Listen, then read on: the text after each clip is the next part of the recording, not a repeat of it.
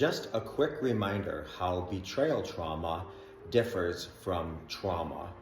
Now, there are a few differences, but I want to just mention 2 or 3 key ones. But again, there's a few differences. Trauma, in short, in brief, is anything that overwhelms our nervous system.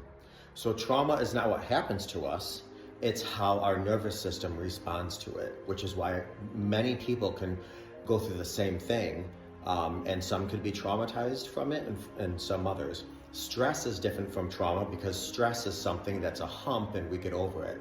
Trauma actually stays with us. Now, some of the differences between trauma and betrayal trauma is, number one, betrayal trauma is a secret society.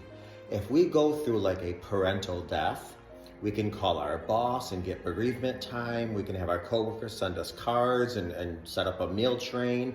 We can have friends and family come and say, I'm sorry, and say your goodbyes, and we have all this support. When it comes to betrayal trauma, we don't want to call our boss and say, I just discovered my partner, was having an affair, or my partner was meeting up at massage parlors or whatever. It's a secret society. We keep it to ourselves.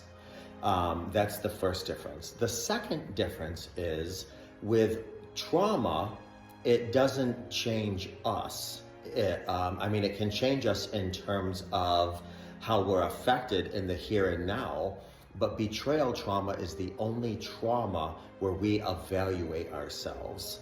So if a parent dies, yes, it could be traumatic, but we don't evaluate ourselves. When we're going through betrayal trauma, we evaluate ourselves. What did I do wrong? Why wasn't I enough? Yada, yada. And the third difference between betrayal trauma is that trauma affects the here and now and the future. So if your parent dies, it's going to affect the here and now, and it's going to affect the future.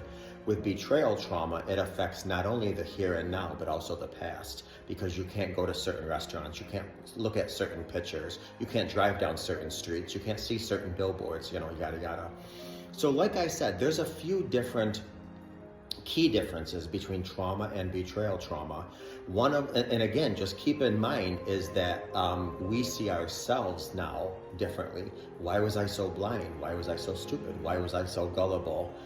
Betrayal trauma will do that when, say, regular trauma does. We don't lose a parent and say, why was I so stupid?